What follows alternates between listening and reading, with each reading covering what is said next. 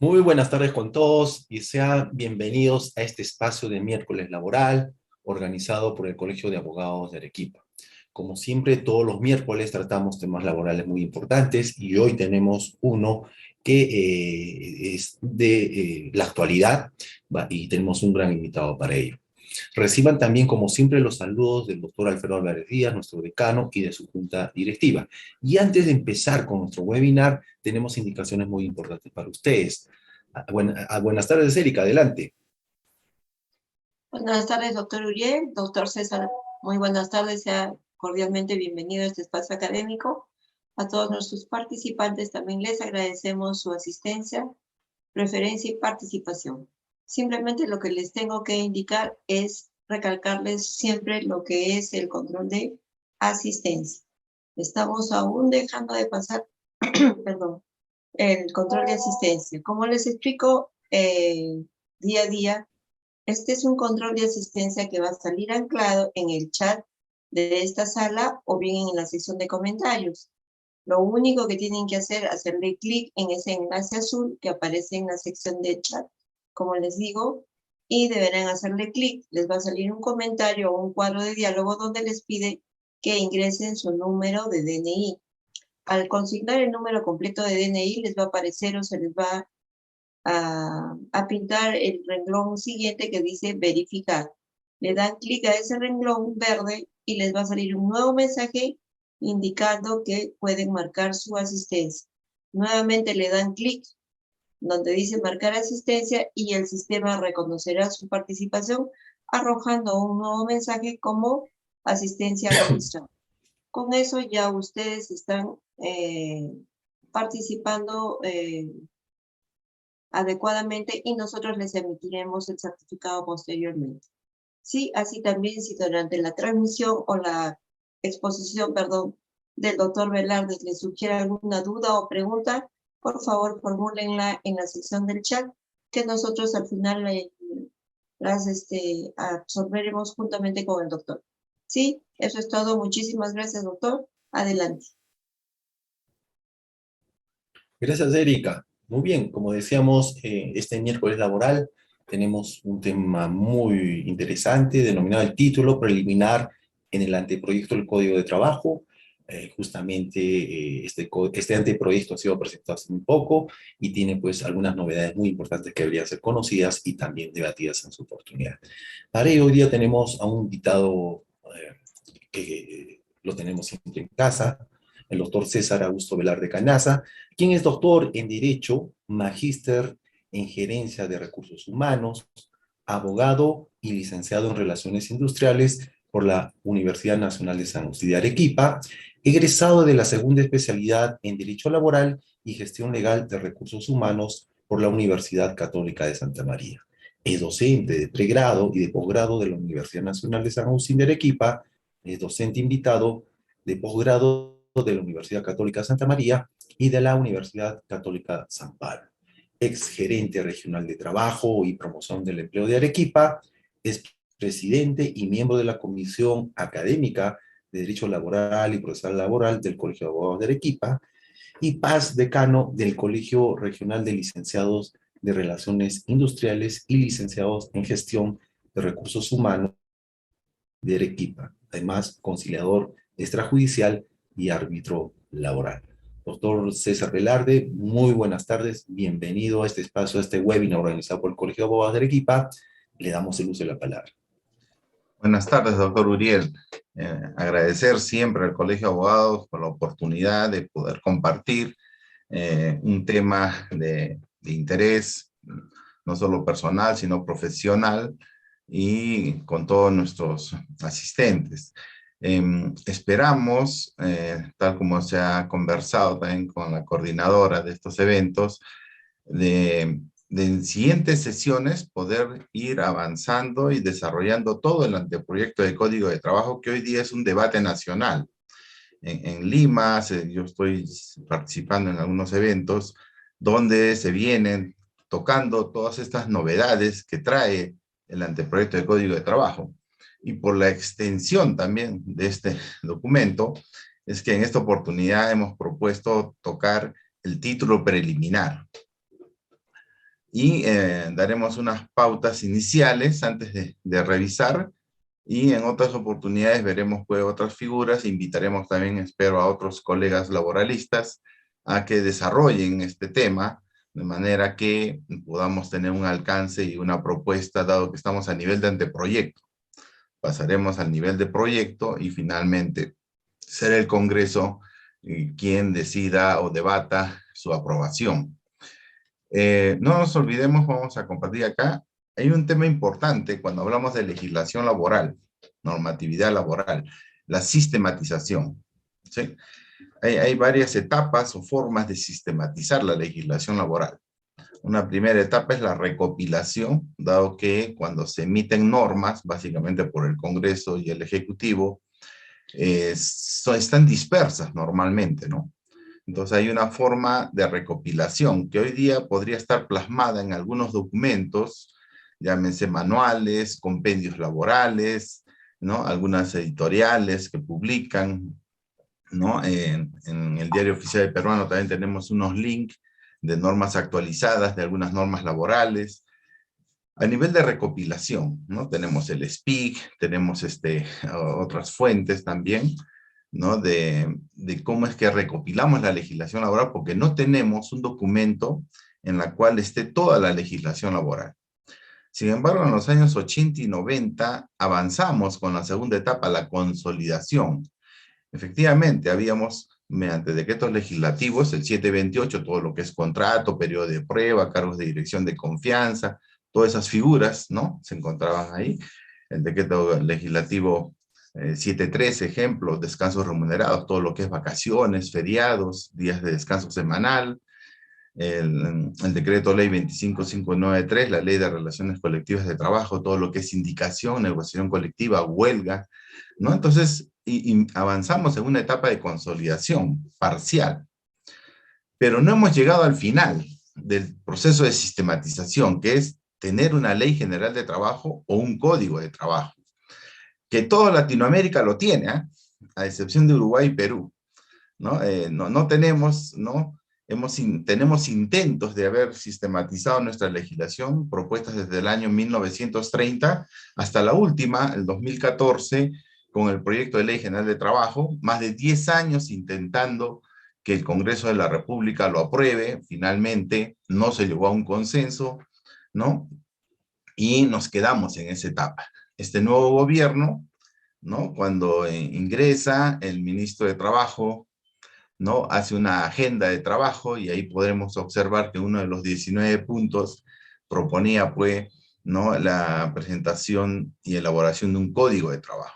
Es una herramienta fundamental para el derecho laboral, ¿no? Tener toda la legislación en un solo documento compendiado, ¿no? Entonces, esa es la importancia de un sistema de sistematización, ¿no? Donde tengamos en un solo producto, en una sola fuente, toda la legislación laboral, ¿no? Entonces, para entender en qué etapa nos encontramos, ¿no? Y ahora estamos proponiendo, en todo caso, el Ministerio de Trabajo, un código de trabajo. Entonces, rápidamente vamos a ver un antecedente, ¿no? Esto nace con una iniciativa muy rápida, ¿no? El 27 de noviembre del año pasado se constituye una comisión para elaborar este anteproyecto, ¿no? Y por una necesidad que había una agenda pendiente en el Consejo Nacional de Trabajo, ¿no? Entonces, se forma una comisión, ¿no? Y vamos a ver que se le dio un plazo, ¿no? Muy corto también para elaborar este anteproyecto. Y ustedes dirán, ¿cómo se pudo haber hecho un anteproyecto de código de trabajo en tan corto tiempo? ¿No? Entonces, tiene una explicación. Esta comisión sectorial, ¿no? Analiza, evalúa, ¿no? El contenido a partir del proyecto de Ley General de Trabajo que ya se tenía avanzado, ¿sí? Y que fracasó, decimos, en el 2014 porque se encarpetó en el Congreso y se dijo no va más, ¿no? Pero hay muchos, ese proyecto ya estaba consensuado por la parte de los trabajadores, empleadores y Estado a más del 70%. Entonces se recoge, diremos, algunas ideas, ¿no? Y de ahí que ese es el punto de partida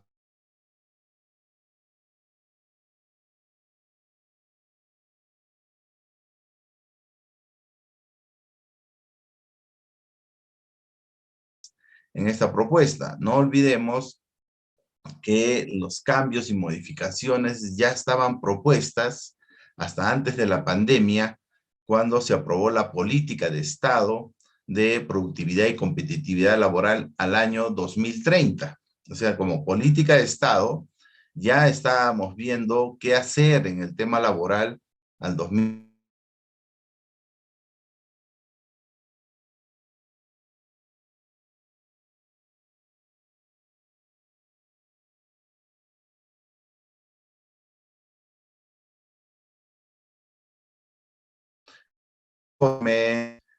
Tiene un debate interior a nivel del Consejo Nacional de Trabajo, ¿no? El propio anteproyecto de ley general, ¿no? El anteproyecto, y el proyecto, mejor dicho, la opinión de la Comisión de Expertos y la Comisión Técnica del Ministerio de Trabajo.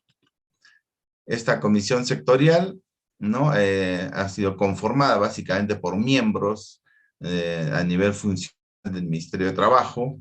Han propuesto su metodología, sus reuniones de trabajo y parten de un diagnóstico, ¿no? La situación del mercado del trabajo en el Perú, el contexto económico, el mercado de trabajo, las caracterizaciones de los asalariados, caracterización también de los que están en el sector público bajo régimen laboral del decreto legislativo 728, ¿no? Que esto es, como les digo, forma parte ya del plan o la política de productividad y competitividad laboral que había fijado el Estado, el gobierno.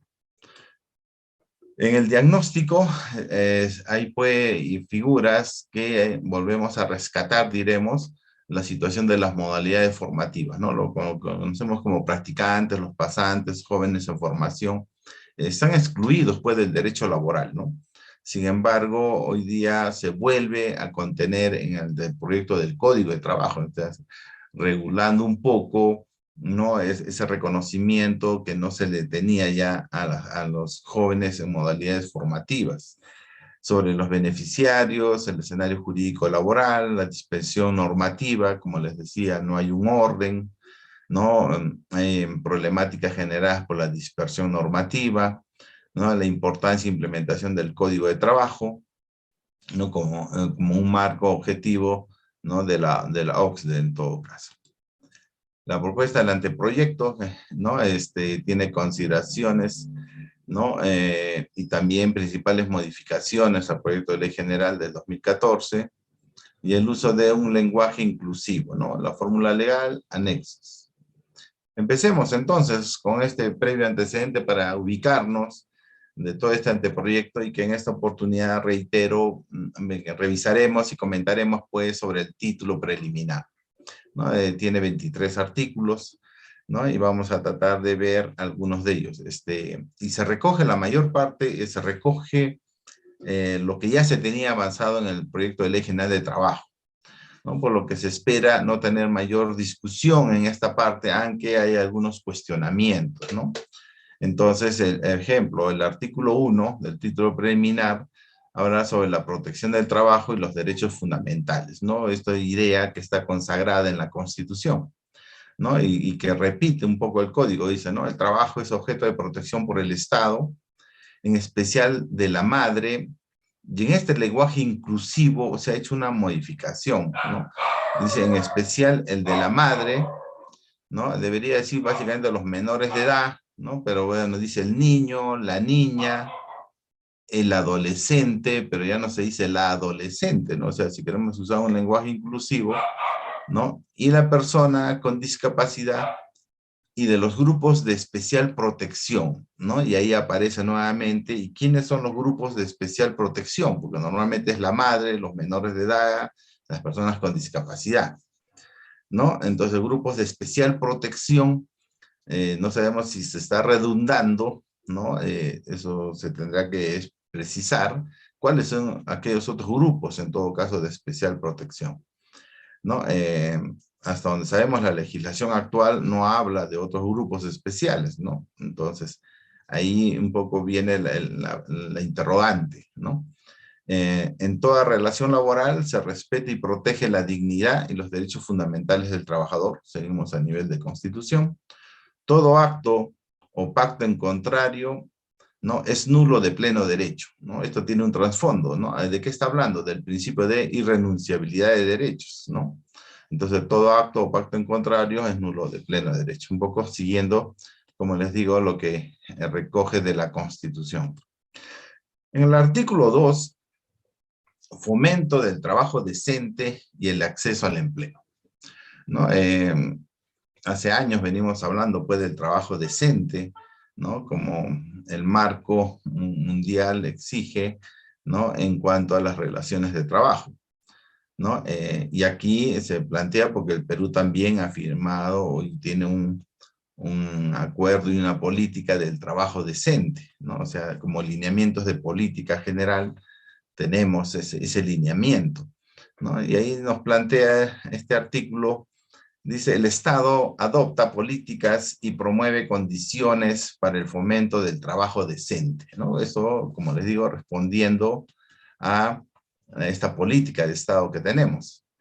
Y promueve condiciones para el fomento, ¿no? del trabajo decente, dice, equidad en el acceso al empleo, capacitación, formación profesional, productividad y formalización de las relaciones laborales, ¿no? Como sabemos por información del Ministerio de Trabajo y del INEI corroborado, ¿no? El 76% de la población laboral se encuentra en informalidad laboral, solo un 24% de la fuerza laboral se encuentra dentro de la protección del derecho al trabajo porque están formalizados.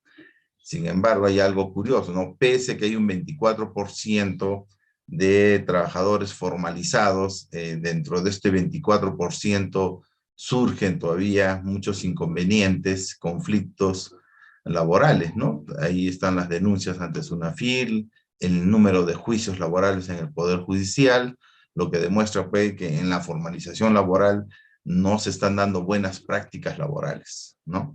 Entonces, o no se está interpretando y aplicando adecuada o correctamente la normatividad laboral, lo que genera contingencia a futuro, ¿no? Y eso es lo que, el reflejo de lo que vemos. El Estado impulsa el diálogo y la concertación social en todas sus formas. Bueno, acá la presencia del Estado, pues, se va a hacer necesaria. Hemos visto todos los conflictos y normalmente el Estado no está presente, se acerca a una reunión, convoca a representantes, pero no vemos que haya una solución en todos los conflictos que tenemos en el Perú, ¿no? Entonces, en el tema laboral, más aún, ¿no?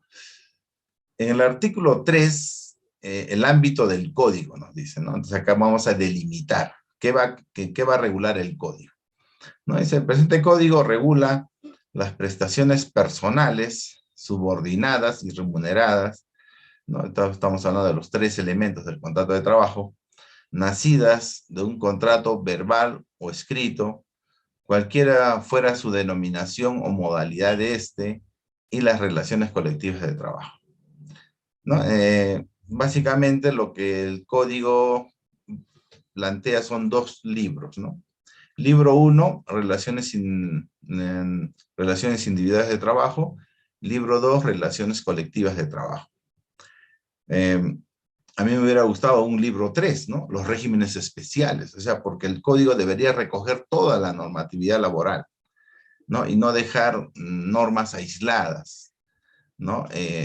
La ley procesal de trabajo, posteriormente tendremos que evaluar si se queda como ley procesal de trabajo o ya hablaremos, si se aprueba un código de trabajo, tendríamos que hablar de un código procesal de trabajo, ¿no? Entonces, esa norma sí tiene que estar separada por una norma sustantiva, la otra norma adjetiva, pero dentro de lo que es el ámbito del derecho del trabajo, no contempla, ejemplo, la regulación de los regímenes especiales, ¿no? Y no son muchos, diremos, en la legislación actual.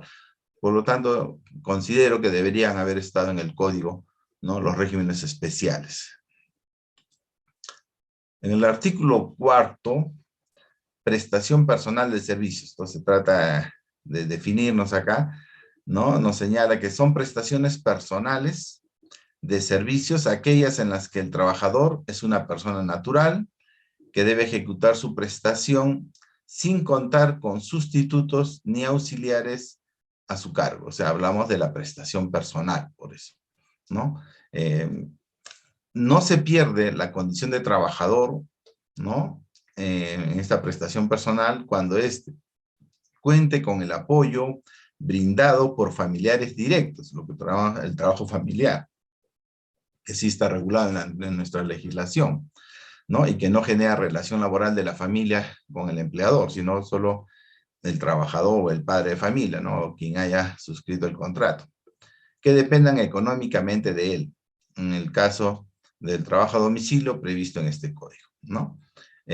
Tampoco se pierde cuando se encubra una prestación personal a través de la actuación de una persona jurídica, lo que vendría a ser la tercerización o la intermediación, ¿no? Entonces, se contempla qué cosa debe comprenderse o debe entenderse como prestación personal de servicios, ¿no? En todo caso. En el artículo 5º, habla de las prestaciones subordinadas, ¿no? Nos dice, son prestaciones subordinadas de servicios aquellas en las que el trabajador se desenvuelve dentro del ámbito de la organización y dirección del empleador, ¿no? Como sabemos, la subordinación pues se manifiesta cuando el trabajador se encuentra bajo dirección, bajo supervisión, bajo control, bajo supervisión o sujeto a sanción, ¿no? O sanción disciplinaria del empleador, ¿no? En este caso, de manera genérica, ¿no? Simplemente hace referencia al desenvolvimiento dentro del ámbito de una organización o bajo dirección de un empleador. No precisa la forma de cómo se manifiesta en todo caso, ¿no? Y que lo sacamos en todo caso del poder de dirección, ¿no? En todo caso, esa facultad directriz. En el artículo 6º nos plantea los elementos sintomáticos de la relación laboral, ¿no? Dice, y esto, por si acaso, en doctrina lo conocemos, o en la academia, como los elementos atípicos de la relación laboral, ¿no? Porque hay los elementos típicos, ¿no? Y los elementos atípicos, ¿no? En los elementos sintomáticos, o sea, lo que vendría a ser lo atípico, dice, la duración de la relación laboral es un elemento, ¿no? Sintomático de la existencia de una relación. La duración, ¿no? O sea, sabemos que la regla general es el contrato a plazo indeterminado, ¿no? Y las excepciones vienen a ser los contratos modales. Entonces, la duración de la relación laboral, ¿no? Sería un elemento sintomático. La concurrencia al centro de trabajo, porque en lo atípico, pues, la prestación del servicio fuera del centro de trabajo, ¿no? Trabajo de campo, que conocemos, trabajo a distancia. La extensión de la jornada o el número de empleadores, dice, no son elementos esenciales para calificar una relación laboral. Claro, por el tema de la exclusividad, ¿no? O el tipo de jornada, ejemplo, ¿no? Menor a las 8 horas, o el contrato a tiempo parcial, que es menos de 4 horas. ¿No? Aunque pueden servir como indicios de su existencia, dice, para determinar la aplicación de ciertos derechos, ¿no? Entonces, acá lo que en el fondo recoge es cómo es que los elementos atípicos de una relación laboral más bien se convierten en indicios, dice, ¿no? Para hablar posteriormente pues, de una desnaturalización, si es que no mantenemos una relación laboral, si no usamos una locación de servicios, o una intermediación o tercerización, ¿no? Alguna de estas formas que la ley llama de encubrir la relación laboral, ¿no? Entonces, le da esa categoría de indicios, ¿no? En estas situaciones que se dan y que las formas pues, de prestar servicios van evolucionando y cambiando, ¿no? Por ejemplo, hoy día tenemos un reto con el trabajo de los que hacen el servicio delivery, ¿no? Que es una triangulación en la relación, ¿no? Y que aquí en el Perú todavía no hemos definido bien esta forma de trabajo, a diferencia pues, de países europeos, donde ya están regulando, ¿no? Normativamente esta prestación, ¿no? del servicio delivery en todo caso, ¿no? Y que en algún momento vamos a tener que regular también en nuestro país. Artículo 7, presunción de laboralidad, ¿no? Dice, se presume la existencia de una relación laboral de duración indeterminada, porque es la regla general en nuestro sistema jurídico, entre quien presta un servicio ¿no? Personal y quien lo recibe, salvo prueba en contrario, ¿no? La regla general, porque es una característica que lo declara hoy día el 728, ¿no? La relación laboral es a plazo indeterminado. Por eso decíamos la regla general. La excepción, contrato a tiempo parcial, contrato sujeto a modalidad, ¿no? Y salvo por el contrario. O sea, por eso es que hasta la ley procesal de trabajo, no nos olvidemos, precisa, ¿no?, que el juez parte en todo proceso laboral, parte de la figura de que la relación laboral es a plazo indeterminado, salvo que el empleador pruebe lo contrario, ¿no? Entonces hay un correlato en lo que dice el 728 con lo que dice la ley procesal de trabajo, ¿no? Esta presunción de laboralidad en todo caso. En el artículo 8 nos habla de la exclusión de las prestaciones de naturaleza civil o mercantil, ¿no?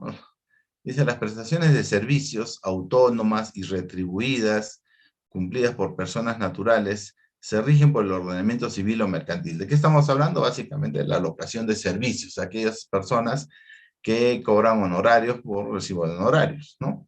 Entonces, en la medida pues que se acredite que realmente esa es la naturaleza del servicio, ¿no? De asesoría, de consultoría externa, de prestación de oficios, ¿no? Como puede ser un gasfitero, como puede ser un jardinero que viene, ¿no? Entonces, y no necesariamente, ¿no?, vincula como califica como relación laboral. El problema que tenemos en el Perú es que se abusa, se viene abusando hace mucho tiempo, esta alocación de servicios, tanto en el sector privado como en el sector público, ¿no? Se abusa mucho de la alocación de servicios, ¿no?, para encubrir las verdaderas relaciones laborales, ¿no? Y aparentemente reducir costo laboral. Sin embargo, hay algunos datos, ¿no?, que hay estadísticas que demuestran que, ejemplo, cuando hablamos de desnaturalización de contratos, el 90% lo ganan los trabajadores. ¿Eso qué significa? O estamos haciendo malos contratos, no sabemos hacer contratos de trabajo modales, ¿no? Porque, como lo ha dicho el Tribunal Constitucional, no precisamos la causa objetiva, no cumplimos algunos requisitos, ¿no? Entonces simplemente hacemos el contrato porque tenemos un modelo, ¿no? Y no lo adecuamos. Peor aún, cuando hay estas adendas, ¿no? Se usa normalmente la adenda para ampliar el periodo de finalización del contrato, ¿no? O sea, amplía por 3 meses más, por 3 meses más. ¿Y dónde está el error ahí? No se precisa cuál es la causa objetiva por el cual se incrementa 3 meses más. Para la causa primigenia, correcto, había un motivo para crear este puesto por 3 meses, pero después la adenda dice se amplía 3 meses más. Sí, pero se olvidan de sustentar en esa adenda. ¿Y cuál es la causa objetiva para ampliar 3 meses más? ¿No? Y así lo tienen al trabajador 1 año, 2 años, 3 años. Por eso es que cuando se cuestiona y se plantea la desnaturalización bajo los principios del derecho del trabajo, primacía de la realidad, principio de causalidad, principio de continuidad, simplemente no resiste un test, ¿no? Y el juez tiene que declarar su desnaturalización, ¿no? Entonces, eso también a tener en cuenta, ¿no? Peor aún con relaciones de naturaleza contractual civil, como es la alocación de servicios, ¿no? En el artículo 9 del título preliminar nos señala aplicación del código a los regímenes especiales, ¿no? Nos dice los regímenes especiales de trabajo, como conocemos, régimen de agrario, agroindustrial, ¿no?, construcción civil, y el régimen de micro y pequeñas empresas, ¿no? Se pueden considerar regímenes especiales porque tienen normativa propia, a diferencia pues del sector pesca o del sector minero, que no tienen una regulación laboral específica. Por lo tanto, no podemos considerarlos como regímenes especiales en materia laboral, ¿no? En el caso minero, el régimen pensionario, en todo caso, sí, ¿no? Pero no como relación laboral, ¿no? Están dentro del régimen general, en todo caso. Por eso señala, dice, los regímenes especiales de trabajo se rigen supletoriamente por las normas generales del presente código. ¿no? Salvo en lo que corresponda a las disposiciones especiales que establezcan sus propias normas, ¿no? Eso se sabe, ¿no? La norma especial rige pues un régimen especial, ¿no? Y de lo que no se regula en el régimen especial aplica pues la norma común, la norma general, en este caso de manera supletoria, ¿no? Que vendría a ser el código, ¿no? Entonces se precisa que los regímenes especiales no van a estar regulados en este código, ¿no? Dice, solo por ley se crean o suprimen regímenes especiales, deberes o derechos diferenciados, en consideración a condiciones objetivas que deben sustentarse en la particularidad de la naturaleza especial o de las características diferenciales de determinadas prestaciones de servicios remunerados, ¿no? No se usa un lenguaje muy claro, ¿no? Más suena un lenguaje técnico, ¿no? De cómo es que podemos tener regímenes especiales o nuevos regímenes, ¿no? O eliminar algunos regímenes, ¿no? Sobre los derechos diferenciados, que no, casi no los tenemos, salvo con el régimen de microempresa, ¿no? Que es el único régimen laboral, ¿no? Que reduce derechos laborales, ¿no? Normalmente un régimen especial es para otorgar mayores derechos, como régimen de construcción civil o ahora el régimen de agroindustrial, ¿no? Agrario, agroindustrial. A diferencia del régimen de micro y pequeña empresa que más bien reduce los derechos laborales de los trabajadores, o sea, como régimen especial, más bien es peyorativo a los trabajadores, ¿no? Porque a costa de la reducción de los derechos de los trabajadores, pretenden pues, garantizar una capitalización del empleador en microempresa, pero hemos visto pues, que las normas de microempresa pues, en estos últimos 30 años han fracasado, ¿no? No hay la formalización de la microempresa, ¿no? Entonces no ha valido la pena reducir los derechos de los trabajadores, ¿no? Para que se capitalicen. ¿Y qué pasa cuando un microempresario se capitaliza? Sigue creando más microempresas. O sea, no pasa, ¿no? La escala de pasar de micro a pequeña empresa y pequeña empresa a mediana empresa.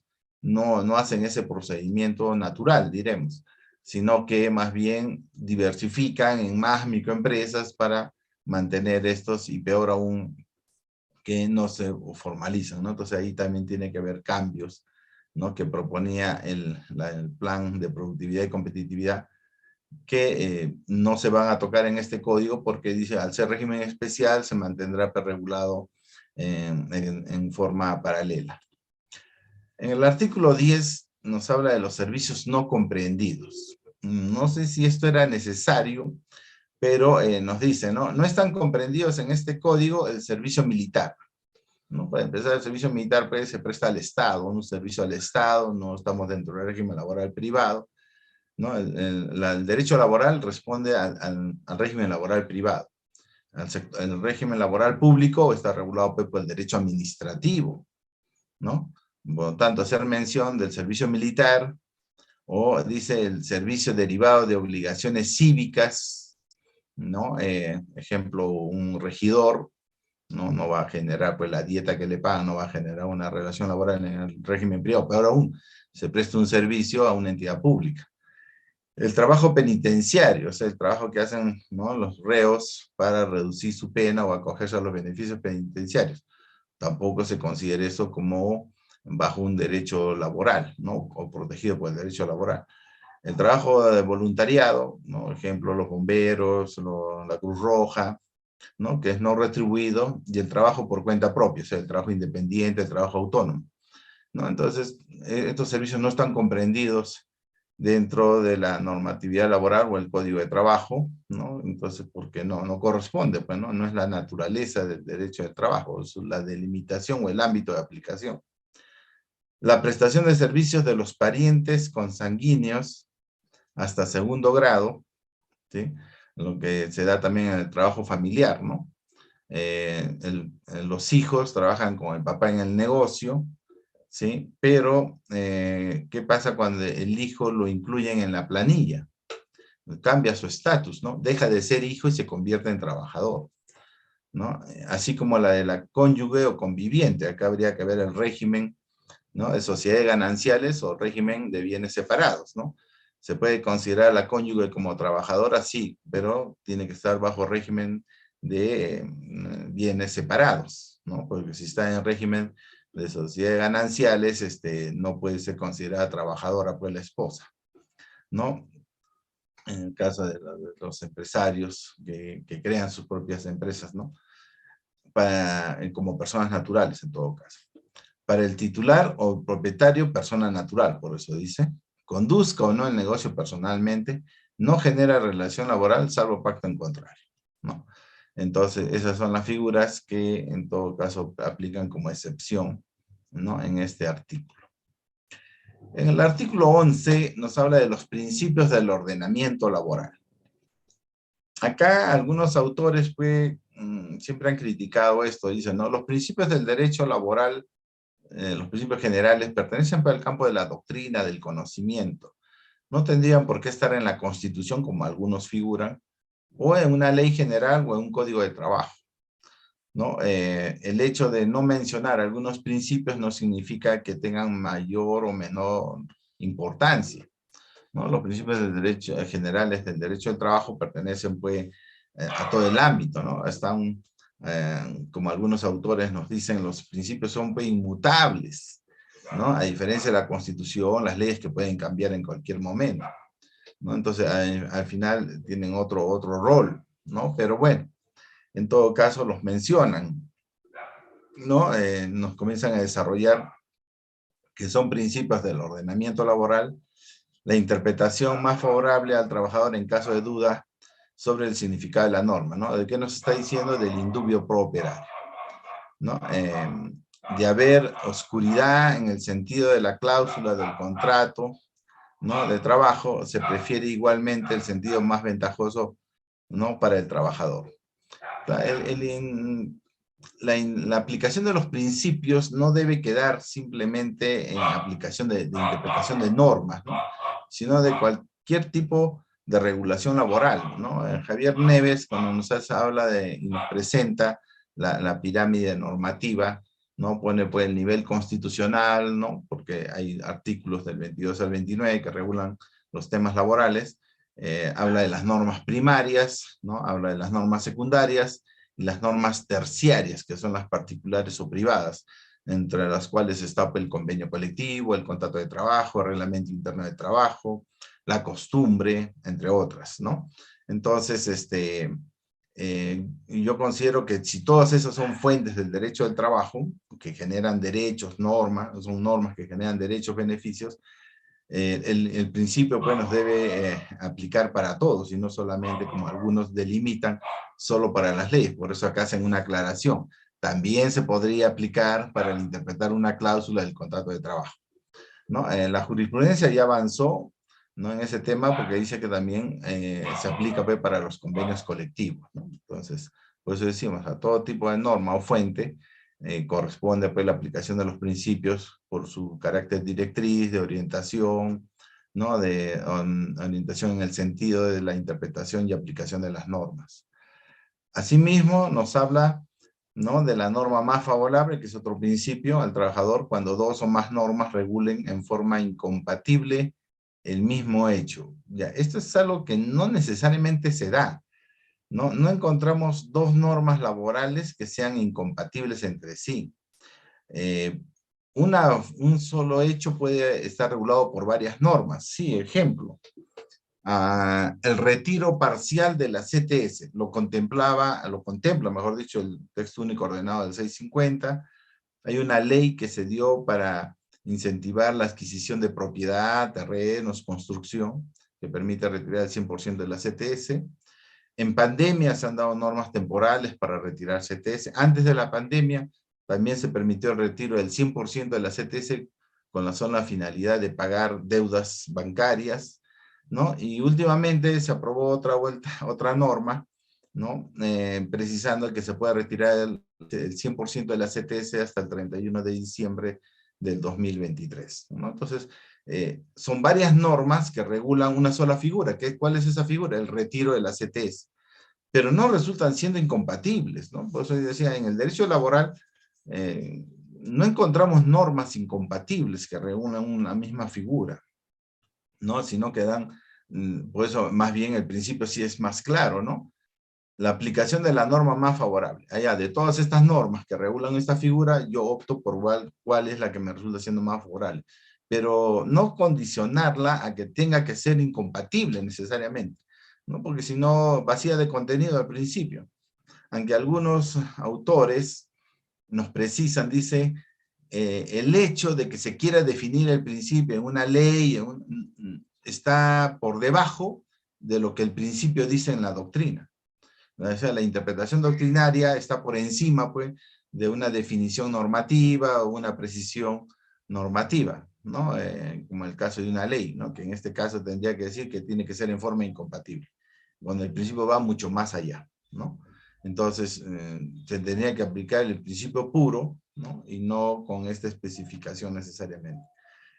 Porque limita en todo caso, ¿no? Le quita el carácter del derecho del trabajo, que no es un derecho protector, un derecho intuitivo, entonces no podemos parametrarlo en todo caso. Este principio no se aplica para resolver los conflictos entre normas estatales de distinto rango, dice, salvo en el que prevalece la norma, en todo caso, superior. Bueno, acá está hablando del principio de jerarquía de normas, ¿no? Pero ahí sí, cuando es contra la norma inferior, cuando contradice la norma superior, entonces normalmente eso no se va a dar. Sin embargo, hablando de la pirámide de Javier Neves, las normas terciarias pueden superar pues la ley, ¿no? Ejemplo, los convenios colectivos, ¿no? Que son normas inferiores jerárquicamente, ¿no? Sin embargo, pueden, no contradicen la norma superior, pero la pueden superar, la pueden mejorar como se da en todo caso. Después nos dice, la comparación entre las normas en conflicto se hace por instituciones. Ya. Nosotros tenemos regulado en la normatividad y en la doctrina reglas básicas, ¿no? ¿Cómo se actúa frente a una situación laboral donde no existe ninguna norma? ¿O cómo se actúa cuando existe una sola norma? ¿O cuando existe una norma relacionada con otra? ¿O cuando existen varias normas aplicables, ¿no? A un solo hecho. Pero si hacemos esta comparación de normas en conflicto, se hace por instituciones. Sí, pero ante vacío o norma, tenemos reglas, bueno, de integración. La analogía, la aplicación extensiva, la subsidiariedad, la supletoriedad, ¿no? Entonces, que hacen más sistemático, ¿no? La aplicación de las normas, en todo caso, ¿no? Entonces, a veces es un tema de redacción en la forma de cómo se plantea, porque la idea no es inaplicar en todo caso, ¿no? Sino facilitar la aplicación de normas. Otros principios que señala este artículo es la irrenunciabilidad de los derechos del trabajador nacidos de normas imperativas, ¿no? O sea, norma imperativa considerada pues la Constitución, las leyes, los reglamentos de las leyes, ¿no? Pero el Tribunal Constitucional y la Corte Suprema han avanzado, ¿no? La irrenunciabilidad no solo aplica pues, a este tipo de normas, dice también a los convenios colectivos, ¿no? Que ya se le ha dado ese rango, ¿no? Para que se extienda la aplicación del principio, ¿no? Entonces, sin embargo, yo soy de la opinión que los principios deben aplicar a todo tipo de normas que regule derechos laborales, en todo caso. La otra figura es la condición más beneficiosa, ¿no? Para conservar las ventajas alcanzadas a partir de contrato de trabajo, ¿no? Concesiones unilaterales, no normativas por el empleado, por ejemplo, la costumbre, ¿no? La consolidación por el transcurso del tiempo, usos y costumbres, frente a nuevas normas que supriman o rebajen, ya que hablamos de ultraactividad de norma, hablamos de teoría de derechos adquiridos, ¿no? Que solo pueden ser dejadas sin efecto por acuerdo de partes, ¿no?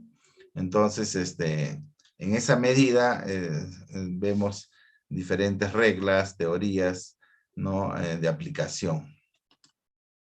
Otro de los principios que señalan, dice la igualdad ante la ley, que es uno, la igualdad de trato, que es otro, y la igualdad de oportunidades y no discriminación, ¿no? Entonces, estos son tres principios que conjugan, ¿no? A efectos, ¿no?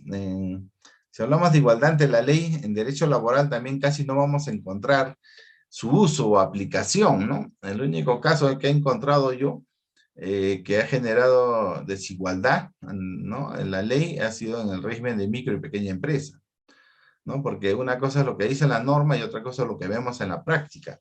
Ejemplo, hay una empresa con 3 trabajadores y que después de un tiempo recién decide inscribirse al REMIPE, o sea, acogerse al régimen de micro y pequeña empresa. Entonces, a partir de ese momento, los nuevos trabajadores están sometidos a la regulación laboral de este régimen especial, pero los 3 trabajadores antiguos, ellos están bajo régimen general y no van a perder sus derechos, ellos van a mantener sus derechos. Entonces, en la práctica, ¿qué se genera? ¿No? Que tengo trabajadores bajo régimen MIPE y tengo trabajadores bajo régimen general, ambos haciendo lo mismo y ganando diferente. Entonces ahí la ley sí genera una desigualdad, ¿no? Como efecto de su aplicación, ¿no? Y más aún si se trata de una actividad económica o una empresa que ya venía, ¿no? Actuando hasta antes de inscribirse al régimen. El principio de igualdad de trato es lo que más usamos pues, en materia laboral, ¿no? No podemos tratar igual a los desiguales, ni desigual a los que son iguales, o esta famosa frase que hablamos siempre de igual remuneración a igual trabajo, ¿no? En observancia cabalmente a la igualdad de trato. En igualdad de oportunidades, bueno, hemos avanzado. Tenemos la ley de no discriminación en el acceso al empleo, la no discriminación remunerativa, ¿no? Básicamente en igualdad de oportunidades el acceso al empleo, ¿no? Y al desarrollo o al progreso económico en todo caso. Ningún empleador puede tratar desigualmente a los trabajadores iguales o a la inversa, salvo causa objetiva o razonable, ¿no? La excepción. Está proscrita la discriminación directa o indirecta por razón de sexo, género, raza, origen, religión, opinión, idioma, estado civil, responsabilidades familiares, edad, discapacidad, ser portador de VIH, SIDA, condición económica o de cualquier otra índole, ¿no? Entonces la fórmula es abierta finalmente, ¿no? Y cualquier forma que se pueda demostrar que se genera una discriminación, ¿no? Ahí la protección en todo caso, ¿no? Además, también se señala que no constituyen discriminación las acciones positivas adoptadas por el Estado destinadas a lograr una igualación efectiva entre diversas colectividades que tengan notorias desigualdades materiales, ¿no? Acá vemos la intervención del Estado, porque es el Estado el que va a tener que definir, ¿no? En qué caso se da esa igualación, ¿no? Y de qué colectividades hablaríamos, ¿no? Y que tengan notorias desigualdades, ¿no? Entonces, eso va a ser objeto, pues, de mayor precisión, ¿no? Dado que un código no tiene reglamento, ¿no? Y no dejarlo así a efectos de que se tenga que recurrir a una interpretación tal vez del Tribunal Constitucional, ¿no? Cuando la norma desde el inicio debe ser clara en todo caso, o identificar, ¿no?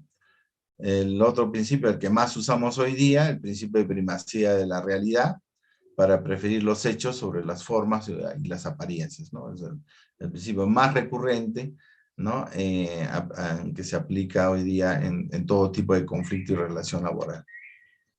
Además, tenemos el fomento por el Estado de la autonomía colectiva como instrumento de regulación equilibrada de las relaciones laborales y generación de paz social.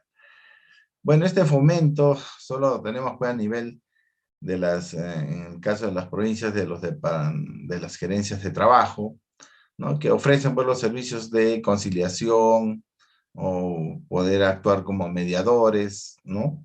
A la solución de conflictos, ¿no?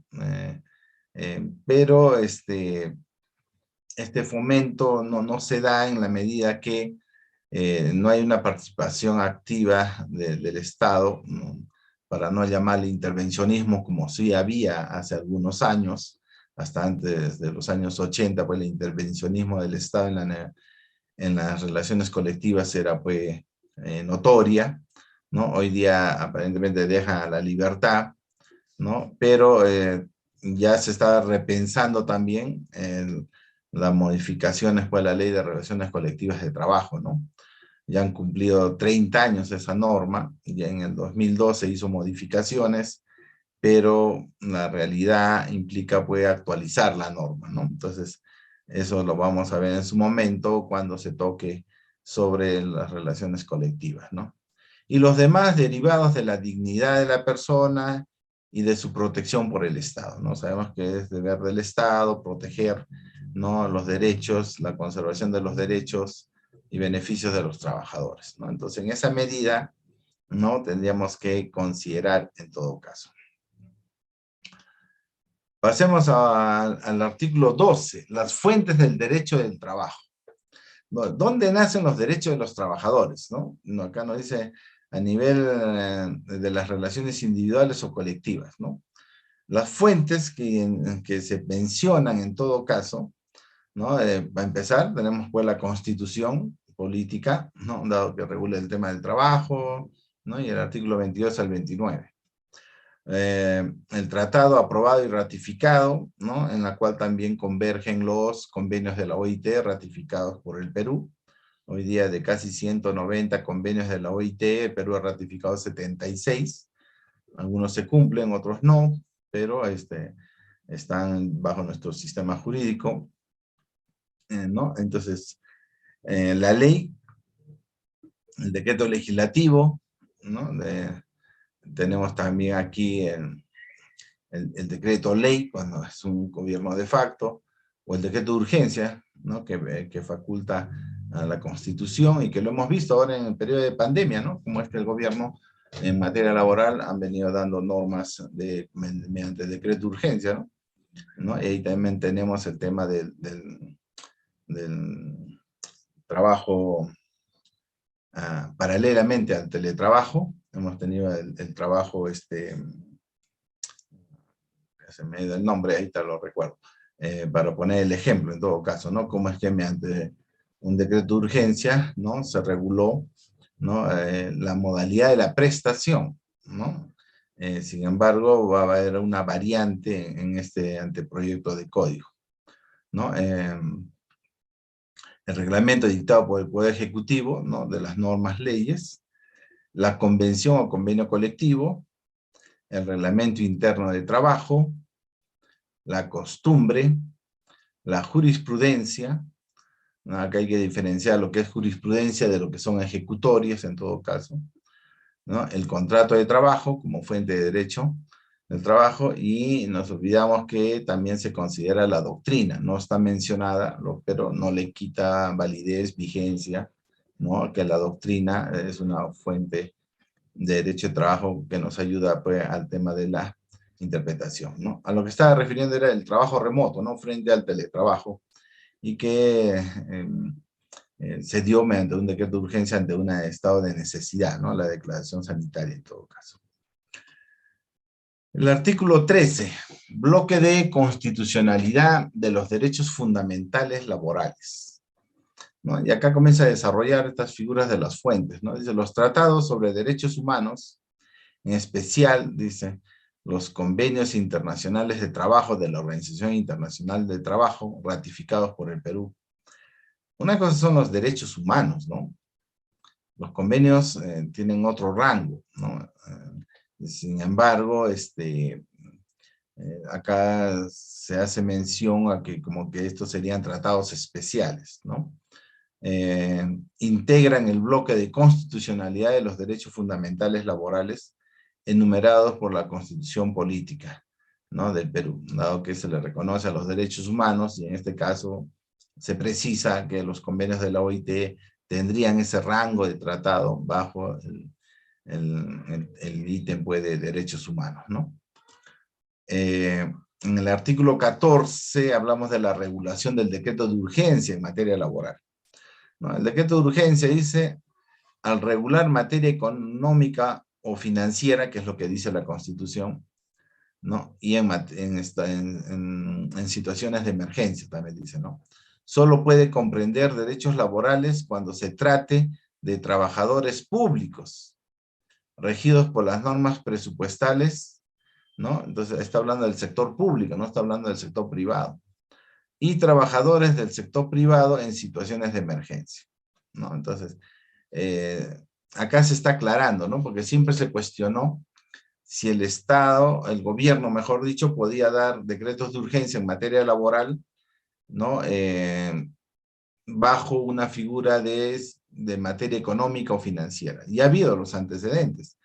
En anteriores oportunidades se dieron decretos de urgencia para hacer retiro de la CTS, ejemplo, ¿no? Y el Congreso decía pues que es inconstitucional, pero como es a favor de los trabajadores, lo dejaron ahí, ¿no? Porque por un decreto de urgencia no se puede regular materia laboral, salvo en situaciones de emergencia, como la emergencia sanitaria, ¿no? Por la cual se ha dado decretos de urgencias con incidencia en materia laboral, ¿no? Y se crea esta figura del trabajo remoto, de la suspensión perfecta, que generó un dolor de cabeza, o cualquier otra forma que permitía la normatividad, ¿no? Pero acá en algunos casos ingresa, pues, salvo que esté hablando de trabajadores públicos, ¿no? Bajo régimen laboral privado, ¿no? De cuales tenemos bastantes, ¿no? Y que en algún momento debe modificarse. El artículo 15 nos dice el contenido del convenio colectivo, ¿no? La parte normativa del convenio colectivo dice regula las relaciones individuales y genera derechos y obligaciones para los trabajadores y el empleador, así como los niveles de la propia negociación colectiva, ¿no? La parte obligacional, ¿no? Regula los demás aspectos de las relaciones colectivas y genera derechos y obligaciones para las organizaciones sindicales y el empleador. La parte delimitadora fija los ámbitos personal, espacial y temporal. Acá en el fondo ya nos habla de los 3 tipos de cláusulas que tiene un convenio colectivo, ¿no? Las cláusulas normativas, las cláusulas obligacionales y las cláusulas delimitadoras, ¿no? Aparte de las que podría repactarse con carácter permanente, ¿no? O las cláusulas de salvaguarda, que en la práctica también se usan, ¿no? Pero básicamente acá un poco desarrolla los tipos de cláusulas del convenio colectivo, que también se menciona pues, en el reglamento de la Ley de Relaciones Colectivas de Trabajo. La costumbre, como otra fuente de derecho, nos dice ahora tenemos ya una precisión normativa, diremos, ya no doctrinaria, ¿no? La costumbre se produce cuando existen prácticas reiteradas que generan conciencia de obligatoriedad de modo abstracto y general, ¿no? Es válida la costumbre que complementa, mejora o reemplaza otras normas, pero no la que se hacen en forma contraria, ¿no? O sea, una norma inferior, hemos dicho, no va a contrariar jerárquicamente, no. La puede superar, sí, pero no contradecir, ¿no? Por lo tanto, no se puede desconocer derechos en todo caso. Si se generan derechos para destinatarios concretos y singulares, se produce la consolidación por el transcurso del tiempo. La costumbre o usos y costumbres, también como se denomina, son estas prácticas pues aceptadas, pero que también están a la luz del principio de continuidad, ¿no? Básicamente, entonces esto queda en el tiempo, ¿no? Esta práctica reiterada, ¿no? Y no necesariamente porque generen conciencia de obligatoriedad, ¿no? Porque los principios son más claros en este caso que nos ayudan a entender, ¿no? la costumbre, ¿no? Laboral, ¿no? Y básicamente la costumbre como derechos adquiridos de carácter patrimonial, ¿no? Ejemplo, yo no puedo asumir que tengo un derecho por costumbre, ejemplo, las condiciones de trabajo, ¿no? Porque las condiciones de trabajo por el poder de dirección o el jus variandi pueden ser modificadas por el empleador cuando hay una causa razonable objetiva, ¿no? Y el empleado el trabajador no podría decir que es un derecho adquirido, ¿no? Como ejemplo, en un caso un trabajador señalaba que por 20 años había salido de vacaciones en febrero y que no le podían cambiar el mes de vacaciones, ¿no? Entonces el empleador le dijo, bueno, si no nos ponemos de acuerdo vamos a aplicar lo que dice la ley, ¿no? A falta de acuerdo, decide el empleador. Y el empleador decidió ponerlo en octubre, ¿no? Hasta hizo un proceso judicial, ¿no? Porque él consideraba de que era un derecho adquirido, porque si por 20 años ha salido siempre en febrero, ¿por qué el empleador le tendría que cambiar las condiciones? ¿No? Pero eso no es un derecho patrimonial, ¿no? Ejemplo, el referir cuándo debo salir de vacaciones o qué condiciones de trabajo, el horario, la jornada, ¿no? Salvo que estén pactadas por convenio colectivo, como en algunos casos hemos encontrado. pero de no ser así, no aplicaría, considero, a un tema de costumbre laboral en todo caso, ¿no? En el artículo 17 nos habla de la vigencia en el espacio del Código de Trabajo, ¿no? Como sabemos, en doctrina, pues, la vigencia de las normas tanto en el tiempo y en el espacio, ¿no? Acá nos habla primero del espacio. El presente código regula, pues, las relaciones laborales cumplidas en el Perú o nacidas de contratos de trabajo celebrados en el Perú, ¿no? Si se firma en el Perú, se someten, pues, a las leyes peruanas, ¿no? Por el tema de soberanía. El artículo 18, que complementa lo que estamos señalando, habla de las relaciones laborales internacionales, ¿no? Dice, son relaciones laborales internacionales aquellas en las que un elemento relevante, sea la contratación o la ejecución, porque son dos posiciones ahí, ¿no? Se asume la vigencia en el espacio por donde se firma o donde se presta el servicio, ¿no? Y eso se tiene que precisar en el contrato, ¿no?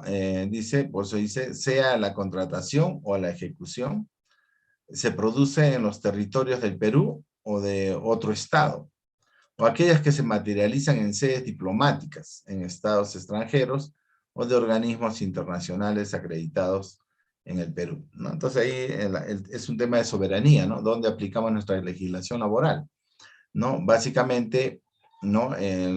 Como la norma también lo va a precisar, lo que es el suelo, el subsuelo, el espacio aéreo, el espacio marítimo y las sedes diplomáticas, ¿no? Donde aplicamos nuestra soberanía y la aplicación de nuestras leyes. Por lo tanto, dice la competencia jurisdiccional y legislación aplicable en el artículo 19, señala, dice, en el caso de las relaciones laborales internacionales, en las que el contrato se celebra en un país y la relación se cumple en otro, siendo el Perú alguno de ellos, la competencia jurisdiccional y la legislación aplicable se determinan en función a los tratados suscritos entre los estados involucrados, ¿no? Y que en este caso, salvo los temas de la comunidad andina, ¿no? Por los cuales podemos trabajar en los países pertenecientes a Venezuela, Colombia, Ecuador, pero estos convenios celebrados en la comunidad no han sido reglamentados, por ejemplo, en el caso del Perú, ¿no? Y ni ningún país, creo, de los que forma esta comunidad. Por lo tanto, se exige todavía como si fuese una contratación de extranjeros, ¿no?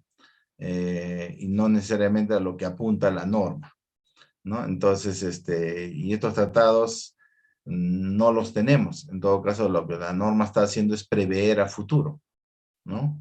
A falta de tratado, se rigen las siguientes reglas, dice, ¿no?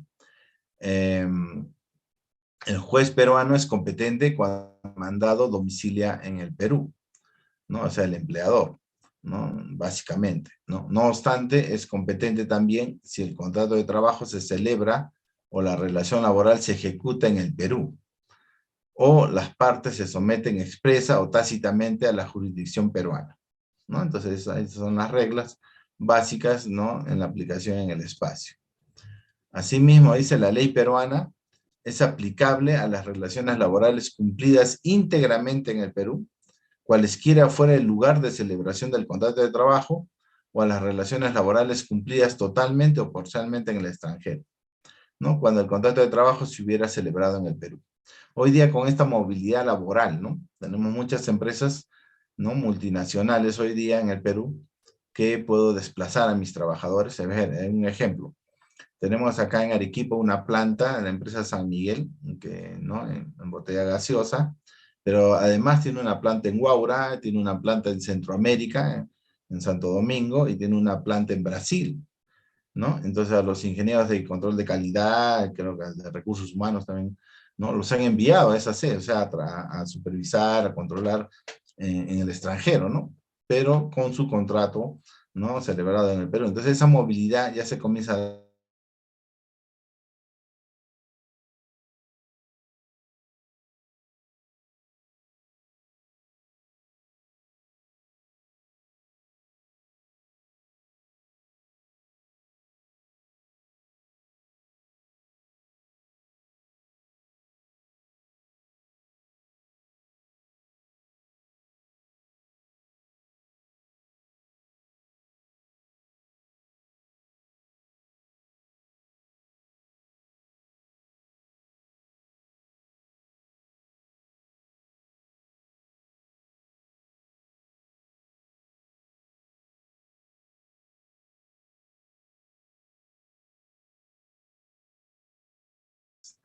En el artículo 20 habla de la vigencia en el tiempo, ¿no?, del Código de Trabajo, ¿no?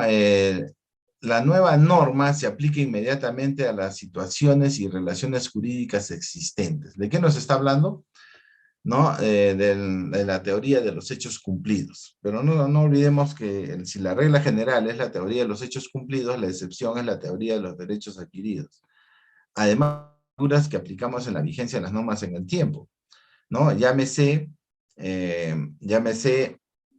la irretroactividad de la norma o la ultraactividad de la norma, ¿no? Entonces, en esa medida, ¿no?, tendríamos que tener presente que la doctrina desarrolla, ¿no? Simplemente acá menciona y nos ascribe a la teoría de los hechos cumplidos, ¿no? En el artículo 21 nos habla de la aplicación supletoria, ¿no?, de la norma, ¿no? A ver, un momentito.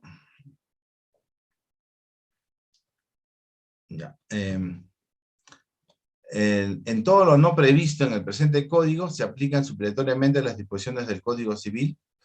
El mismo Código Civil lo señala, ¿no?, que es la norma supletoria por autonomacia, ¿no?, en todo el derecho, siempre que no haya oposición a su naturaleza, ¿no? El artículo 22 nos habla del rol del Estado en las relaciones laborales, ¿no? El Estado orienta, sujeta su actuación al cumplimiento y garantía de los derechos reconocidos en la Constitución Política, ¿no?, los tratados internacionales ratificados por el Perú, y las demás normas laborales y los criterios establecidos por los tribunales supranacionales, ¿no?, a los que el Perú está sujeto, ¿no? Ejemplo, la Corte Interamericana, ¿no?, o el Tribunal Constitucional o la Corte Suprema de Justicia, ¿no?, con algunos temas de casaciones laborales. La Ley Procesal de Trabajo prevé cómo hacer jurisprudencia en el Poder Judicial, en la Corte. Sin embargo, tendrían que reunir todas las salas de derecho constitucional y social, ¿no?, para poder tener una sentencia con carácter de jurisprudencia o vinculante, como las del Tribunal Constitucional. Cosa que está prevista en la Ley Procesal de Trabajo, pero que no hemos tenido todavía la oportunidad. Lo que sí estamos practicando paralelamente son pues los plenos jurisdiccionales, ¿no?, que son básicamente orientadores. El artículo 22 nos habla del rol del Estado en las relaciones laborales. En materia de interpretación normativa, se consideran los pronunciamientos de los órganos de control de la Organización Internacional del Trabajo, ¿no?, la visita de los expertos, las misiones, cuando hay denuncias, ¿no?, de incumplimientos a los convenios de la OIT. Y finalmente nos plantean en el artículo 23, hemos dicho el título preliminar tiene estos 23 artículos. El artículo 23 nos habla de los enfoques, como una regulación concreta a todo el régimen laboral de la actividad privada, ¿no? Nos dice, los operadores en la aplicación del presente código consideran los siguientes enfoques, sin perjuicio de otros pertinentes. Ejemplo, nos habla del enfoque de género, del enfoque de interculturalidad, el enfoque de derechos humanos, el enfoque intergeneracional, el enfoque de discapacidad y el enfoque de interseccionalidad, ¿no? Rápidamente, ¿no?, creo que todavía estoy sobre el tiempo, ¿no? Tenemos, ejemplo, el enfoque de género, ¿no? Herramienta de análisis que permite observar de manera crítica las relaciones, ¿no?, que las culturas y las sociedades construyen entre hombres y mujeres y explicar las causas que producen las asimetrías y desigualdades, ¿no? Esto se ha visto, básicamente, ejemplo, en el trabajo de campo, siempre el varón ganaba más que la mujer, ¿no? Entonces, porque la mujer no tenía el esfuerzo físico, ¿no? Pero si hablamos a otros niveles, pues, donde el aporte intelectual, hoy día, pues, no hay esas diferencias, ¿no? Así, este enfoque aporta elementos centrales para la formulación de medidas que contribuyan a superar la desigualdad de género, modificar las relaciones asimétricas entre hombres y mujeres, erradicar toda forma de violencia basada en género, origen étnico, situación socioeconómica, edad, orientación, identidad sexual, entre otros factores, asegurando el acceso a todas las personas y recursos y servicios públicos, ¿no? Entonces, el enfoque de género Ya tenemos normas, ¿no? Como la ley de no discriminación remunerativa, ¿no? Que trata de salvar o el acceso al empleo que hemos mencionado. El enfoque de interculturalidad es una herramienta que permite valorizar e incorporar las diferentes visiones culturales, concepciones de bienestar y desarrollo de los diversos grupos étnico-culturales. Asimismo, permite no admitir prácticas culturales discriminatorias que pudieran tolerar violencia u obstaculizar el goce de igualdad de derechos, ¿no? Tenemos el enfoque de derechos humanos, herramienta que coloca como objetivo principal de toda intervención la realización de derechos humanos, identificando a los titulares de los derechos y aquellos a los que tienen derecho conforme a sus características y necesidades en igualdad de oportunidades para todas las personas, identificando también a los obligados o titulares de deberes para el cumplimiento según corresponda. Se procura, pues, fortalecer la capacidad de los titulares de derechos para reivindicarlos y a los titulares de los deberes para que cumplan con sus obligaciones, ¿no? Además, el enfoque intergeneracional, herramienta que permite analizar y valorar la relación existente entre personas de diferentes generaciones o edades, ¿no? De grupos etarios, aludiendo a los procesos que se gestan entre y dentro de ellas, dice, ¿no? Implica que las instituciones y distintos operadores tomen en consideración la edad como un criterio relevante en el análisis de la implementación de las acciones, ¿no? Esto se viene dado que hay diferentes situaciones, ¿no? Un trabajador antiguo genera mayor costo laboral, ¿no? Por los derechos que adquiere en el tiempo. Un trabajador joven, que no tiene familia, que no tiene obligaciones, acepta una remuneración, ¿no? Sin mayor problema, ¿no? Y también renuncia con facilidad, ¿no? Entonces, a diferencia de los trabajadores pues, que ya tienen cierta edad, que lo que buscan es estabilidad, ¿no? Hoy día el enfoque o las percepciones son diferentes, ¿no? Y además tenemos el tema de la reincorporación o la reinserción laboral, diremos, ¿no? De un trabajador que pase los 50 años va a ser bien difícil, ¿no? Que encuentre un puesto de trabajo con igualdad de condiciones del puesto anterior. Podrá conseguir trabajo tal vez por una experiencia, pero no bajo las condiciones económicas que ya habría tenido en otra empresa, ¿no? Entonces eso lo descalifica por el costo, ¿no? Un trabajador con experiencia, con estudios, con familia y obligaciones, pretende una remuneración expectante, ¿no? Cosa que para muchas empresas no les es atractivo. Prefieren un joven que pueden formar, de acuerdo, ¿no? A sus perfiles, a sus políticas, ¿no? Entonces, y además es mucho más barato, dicen, ¿no? Entonces, ahí este enfoque trata pues de buscar un criterio de equidad, ¿no? Se ha intentado varias normas, hubo un proyecto, me acuerdo hace tiempo también, que planteaba pues que si se contrata a personas mayores de edad iba a haber algunos beneficios, ¿no? A efecto de no quedar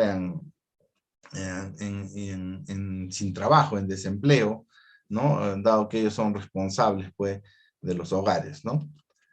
El enfoque de discapacidad, ¿no? Herramienta que permite realizar un análisis de las barreras actitudinales y del entorno que impiden la inclusión social y el ejercicio de los derechos de las personas con discapacidad.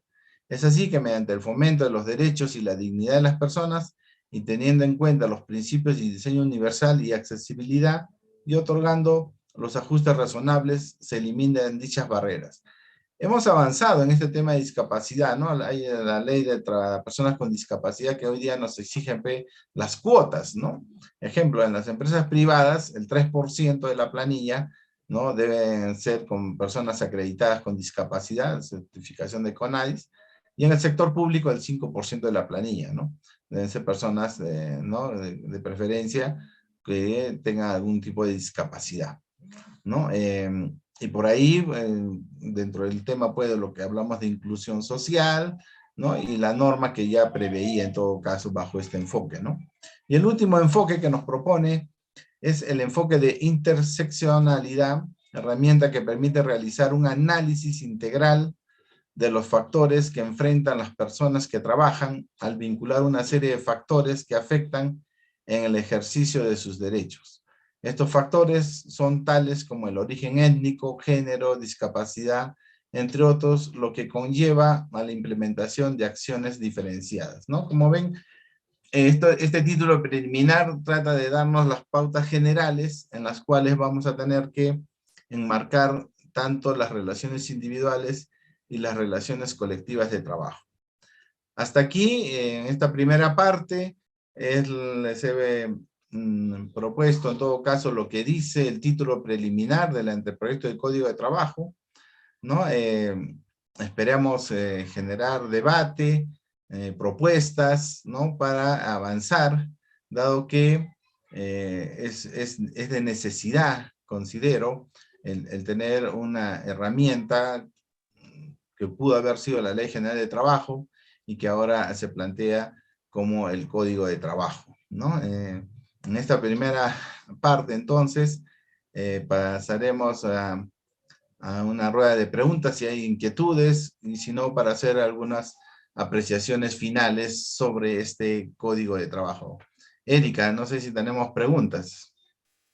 Muchísimas gracias, doctor. Agradecemos, como siempre, su excelente exposición. Vamos a pasar entonces a nuestra secuencia de preguntas. A ver, déjeme ver si ya tenemos alguna pregunta. Ingeniero, ¿me ayuda por favor a ver si tenemos preguntas?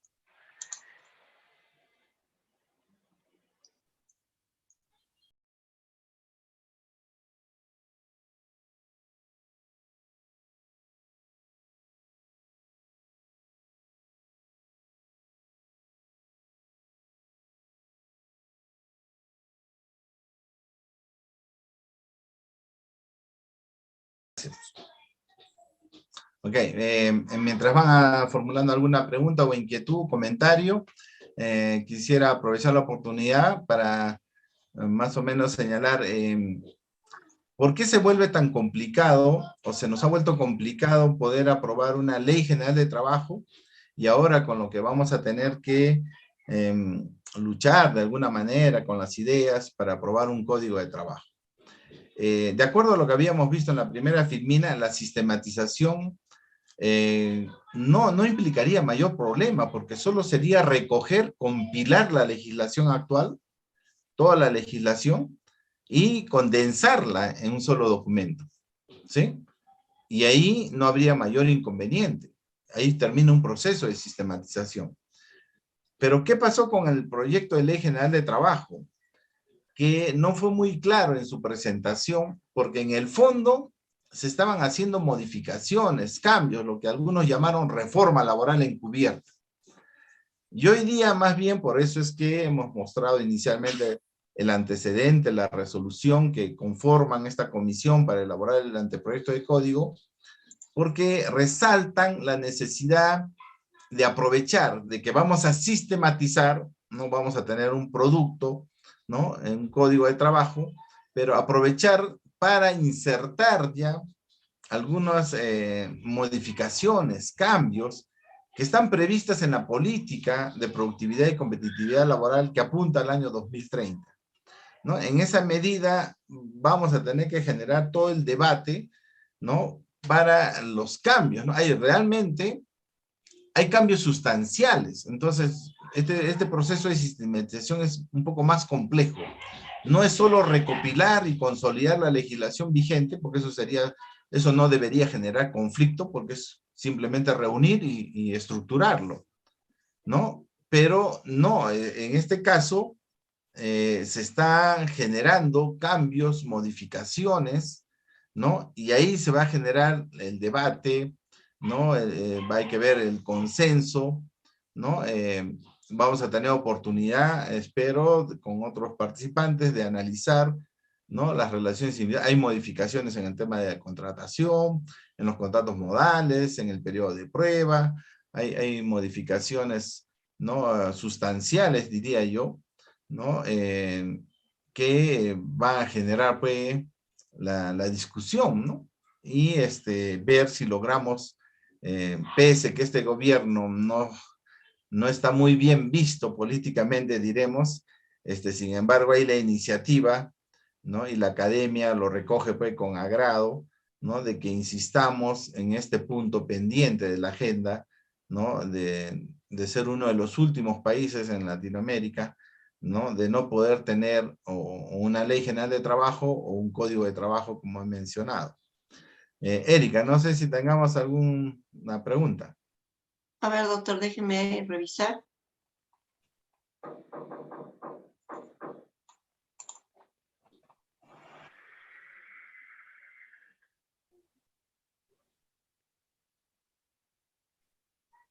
Aún nada, doctor, creo que les ¿Ya? damos unos 5 minutos de... Sí, mientras tanto también agregaremos otro comentario, ¿no? Otro de los problemas que vamos a tener que superar para lograr tener un código de trabajo, no solo es superar las modificaciones sustanciales que se están planteando, sino que también viene un poco el tema de la voluntad política, ¿no? Este es una iniciativa del Ministerio de Trabajo, del Ejecutivo, que una vez que pasemos a la etapa de anteproyecto a proyecto, pase al Congreso de la República, ¿no? Y hoy día vemos pues el tema político no muy bien llevado entre el Ejecutivo y el Legislativo, ¿no? Lo que nos preocupa desde el punto de vista de los académicos, los laboralistas, ¿no? Porque ese puede ser un problema en el camino, ¿no? Porque es el antagonismo político, ¿no? Y como ya hemos visto el divorcio entre el presidente y su partido, como la propuesta y la iniciativa es del Ejecutivo, normalmente el Congreso, ¿no? Que lo quiere vacar, encima pues no sabemos si van a recibir con agrado el proyecto, ¿no? Algo que es muy importante para los trabajadores, ¿no? Para toda la clase trabajadora, los gremios sindicales, que son los que también han presionado desde el inicio de este gobierno. No nos olvidemos que los gremios laborales, su última expectativa fue cuando el presidente Humala llegó al poder con el apoyo de la clase trabajadora, ¿no? Y con la esperanza de que les iban a hacer realidad el proyecto de ley general de trabajo. Finalmente fueron defraudados, ¿no? Rechazaron a ese presidente y hoy día también están un poco indecisos, ¿no? A veces apoyan al presidente, a veces están haciendo estas paralizaciones y este anteproyecto de código, ¿no? De trabajo implica pues los esfuerzos, ¿no? De todas las partes, ¿no? Desde el punto de vista de los trabajadores, de los empresarios, ¿no? Del Estado, dentro de esta política, ¿no? O sea, eso hay que tener en claro. Estos cambios no es una voluntad de un gobierno, sino que está enmarcado por un trabajo técnico que está respaldado pues, por la política, ¿no? De Estado sobre la productividad y competitividad, ¿no? Que hemos planteado. Casi todas nuestras políticas de Estado, si revisan, en salud, en economía, están pues, nos hemos hecho el planteamiento al 2030, ¿no? En los inicios del año 2000, me acuerdo, todas las políticas de Estado se plantearon al bicentenario, ¿no? Pero llegamos al bicentenario y no logramos nada, ¿no? Entonces, eso fue preocupante, ¿no? O sea, en 20 años no hicimos nada, se nos pasó los 20 años. Por eso ahora se ha puesto una meta más corta, ¿no? Al 2030, o sea, de acá a 10 años, no, ya menos, ya nos queda 8 años, ¿no? Y entonces se hace urgente, ¿no? Adecuar estos cambios, ¿no? Que deben responder a la realidad. No olvidemos que el derecho regula la realidad, las relaciones como se van dando y la necesidad de dos problemas que tenemos hoy día en el derecho al trabajo. ¿Cómo contribuir a la formalización? ¿No? Sin que esto genere un mayor costo, se dice. ¿No? Eso es un gran reto, ¿no? Porque no es solamente formalizar el tema laboral, se formaliza también el tema económico, ¿no? Porque eso va de la mano. La actividad económica relacionada con la actividad laboral, y ambos están en la informalidad laboral en nuestro país, ¿no? Entonces, hay un reto en el derecho del trabajo de cómo podemos contribuir, más aún con este nuevo instrumento, cómo es que se podría contribuir a formalizar nuestra economía, ¿no? Y poder dar oportunidad y acceso a todos los trabajadores pues, que hoy día no reciben beneficios, no tienen la posibilidad de tener un sistema de seguridad social, un sistema previsional, ¿no? A futuro, ¿no? Entonces, eso es preocupante porque los porcentajes de informalidad laboral desde la crisis de los 80, pues, se mantienen hasta la fecha, ya son 30 años, y no reducimos, ¿no? Los porcentajes, ¿no? Y la brecha sigue siendo alta, ¿no? Entonces, eso es otro de los retos, ¿no? Del derecho al trabajo, y que ese instrumento debe contribuir, ¿no? A esa política de ir en miras también a lo que hemos declarado el trabajo decente, ¿no? O sea, tener de normatividad, alineamientos claros, ¿no? En las relaciones de trabajo. A ver, Erika, si tenemos alguna novedad. Pues, aún no, doctor. Creo que nos vamos unos 5 minutos fuera para que vayan gestionando o formulando las preguntas. Sí, no hay ningún inconveniente de poder esperar 5 minutos y si no, haremos ya un comentario final para cerrar nuestra exposición del día de hoy. Muchas gracias. Ya, ok.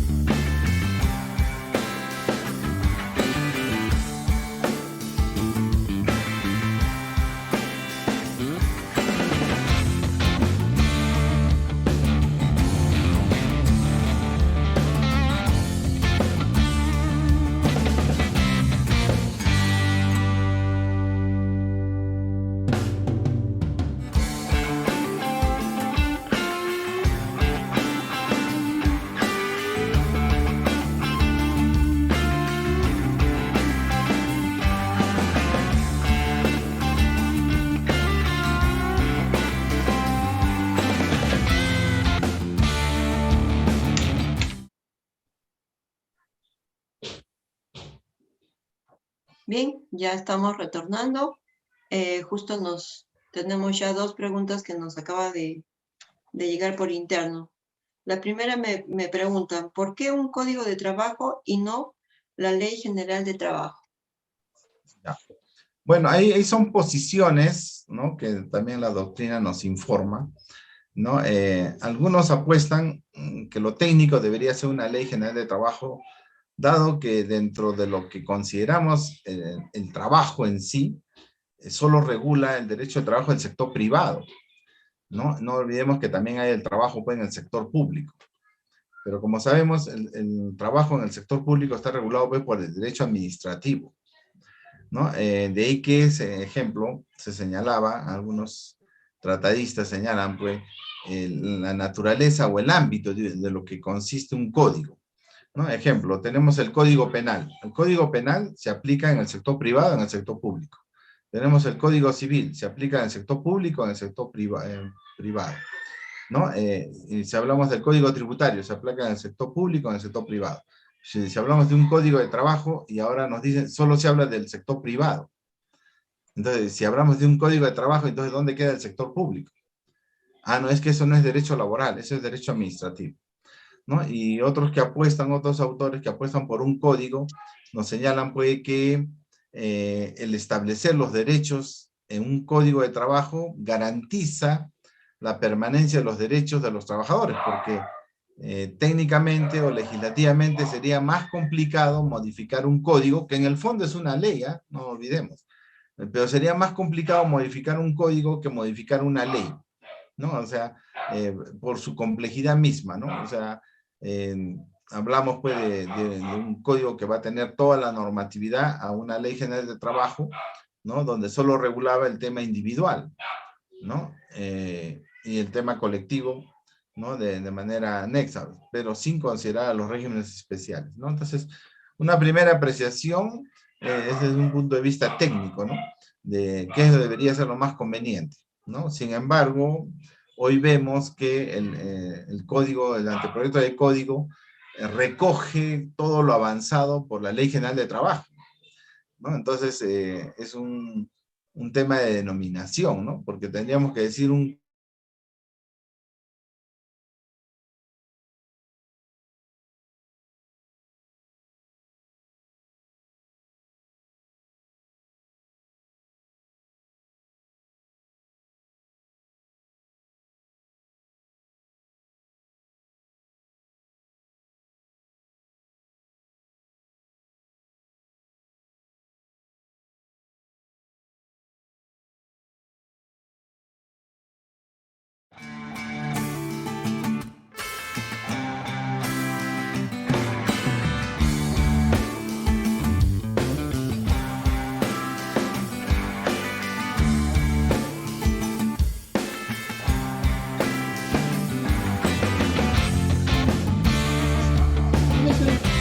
Perspectivas del CAS para los próximos años, ¿le creará otro tipo de régimen laboral?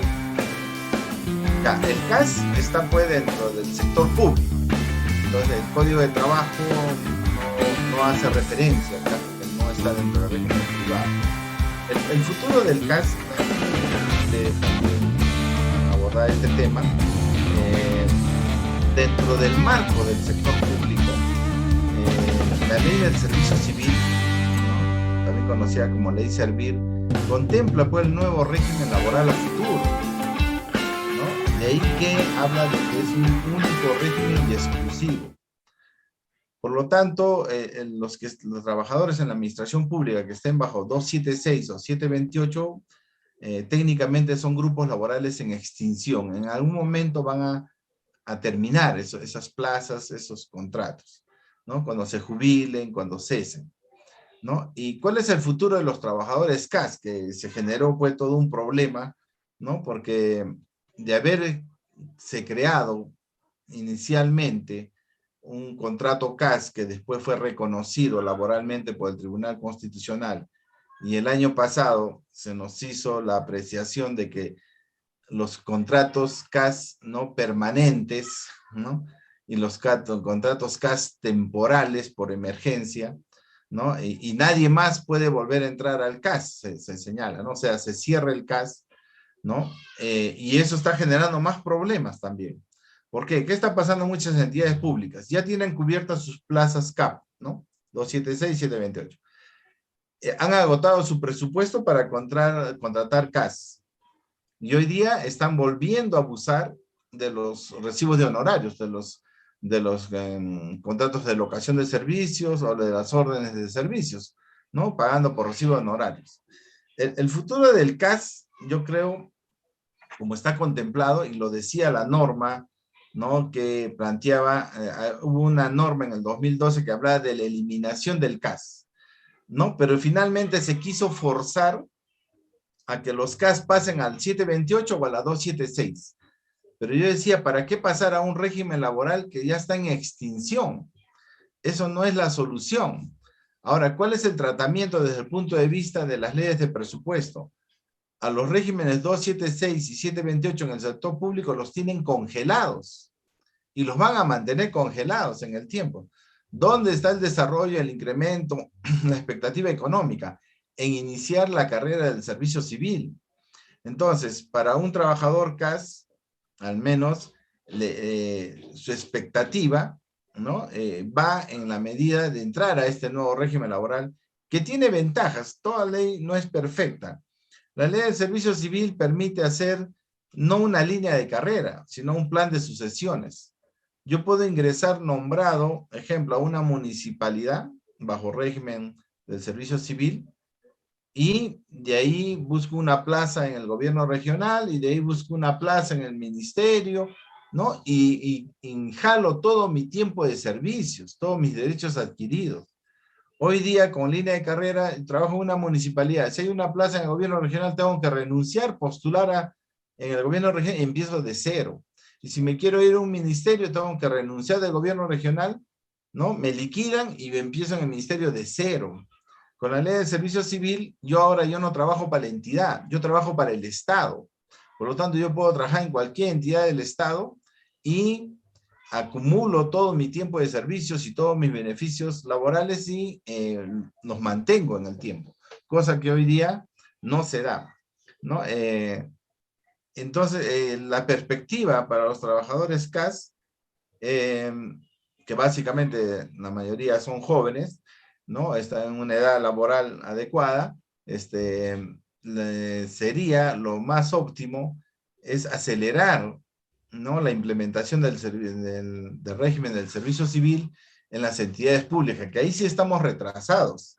Inicialmente, la ley de servicio civil indicaba que a partir de enero del 2018, todas las entidades públicas, sin distinción alguna, todas se adecuaban al sistema de gestión de recursos humanos e implementaban en un plazo de 6 años, ¿no? La ley del servicio civil. Sin embargo, esa fecha se ha ido posponiendo.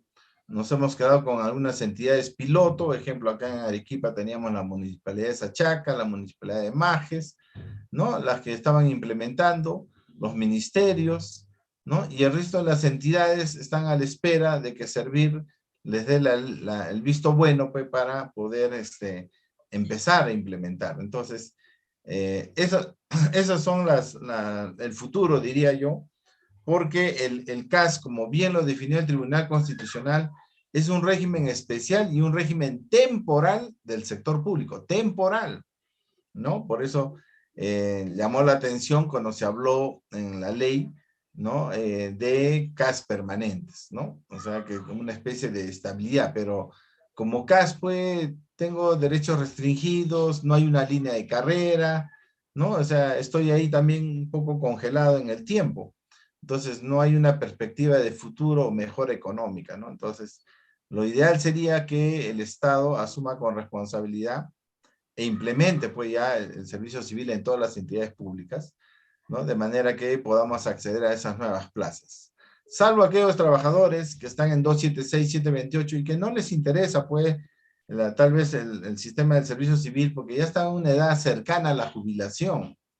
Entonces, ¿para qué me voy a pasar a un nuevo régimen laboral si yo estoy cerca a una jubilación? Ya no tiene sentido. ¿no? El tema del CAS va a pasar a un régimen mejor, ¿no? Con mejores derechos, con mejores beneficios, tal como está plasmado, ¿no? Algo similar a lo que sucedió en el magisterio, ¿no? Eso no es nuevo, ¿eh? Esta estrategia no es nueva. En el magisterio sucedió lo mismo, ¿no? Se les dijo a los profesores que se adecúan a la nueva carrera magisterial, tienen mejores remuneraciones, tienen nuevas escalas, ¿no? El profesor que no quiere postular esa nueva escala se queda con su sueldo antiguo congelado, ¿no? Entonces, ¿qué ha obligado a todos los profesores a tener que adecuarse a la nueva carrera magisterial, ¿no? Y acceder a las nuevas remuneraciones que hoy día no están mal, ¿no? Cada vez están siendo mejor remunerados, ¿no? Entonces, están haciendo atractiva la docencia, ¿no? Entonces, desde ese punto de vista, bajo esa experiencia, considero pues que el futuro del CAS debería ser bajo la implementación de la nueva ley de servicio civil, dado que va a ser imposible, ¿no? De que el CAS se convierta en un régimen laboral, ¿no? Con derechos como si fuese la 276. No le veo ese futuro, en todo caso. Muy bien, doctor, muchas gracias por su respuesta. Otra pregunta que nos llegó dice, ¿qué diferencias hay en los aportes con el proyecto de la Ley General de Trabajo? Ya, como ya se definió, el proyecto de Ley General de Trabajo data pues desde los años 98 que se crean las comisiones para elaborar este anteproyecto de Ley General de Trabajo. Y las políticas al 2030 se han fijado en 2020-2021. Entonces, el Código de Trabajo, el anteproyecto, está recogiendo lo consensuado que ya se tenía en el proyecto de ley general y está adecuándose o haciendo las modificaciones que propone la política de productividad y competitividad laboral, ¿no? Entonces, esa es la novedad, o sea, se rescata lo ya avanzado y en el fondo, como otros autores también ya lo han calificado, en el fondo se está haciendo una reforma laboral. Sí, hay cambios sustanciales y podríamos calificar también de esa manera, ¿no? De que en el fondo hay una reforma en algunas instituciones y figuras, ¿no? Que hacen necesario el cambio, ¿no? Para adecuar a los nuevos retos en todo caso. Esa sería la opinión en todo caso. Perfecto, doctor. Muchísimas gracias. Creo que ya agotamos las preguntas. Vamos a ver si tenemos otra por aquí. Sí, en todo caso, para coordinar e invitar para desarrollar próximos temas del anteproyecto, en esta oportunidad, como les dije, solo hemos hablado del título preliminar. Hay para hablar todo las relaciones individuales de trabajo, las nuevas modalidades de contrato, periodos de prueba. Ejemplo, ya desaparece la calificación de cargos de confianza, ¿no? O sea, ahora vamos a hablar solo de cargos de dirección, ¿no? Entonces, hay cambios sustanciales, por eso digo, invitamos, ¿no? A unas próximas sesiones para poder seguir tratando estos temas, ¿no? Que de concretizarse van a ser las nuevas reglas en todo caso, ¿no? Esa sería la invocación a nuestros asistentes en esta oportunidad. Claro que sí, doctor, lo tendremos en cuenta. Bien, ya creo que hemos agotado las preguntas. No nos queda, doctor, más que agradecerle como siempre su disposición desinteresada, felicitarle por su magistral exposición el día de hoy y como siempre hacemos votos para contar nuevamente con su apoyo, doctor. Muchísimas gracias en nombre del Colegio de Abogados y muy buenas noches. Gracias a ustedes. Buenas noches. Buenas noches, doctor. A todos nuestros participantes también les agradecemos su asistencia y participación el día de hoy. Los invitamos a conectarse el día de mañana. Tenemos un tema en jueves de miscelánea jurídica. Muchísimas gracias y muy buenas noches.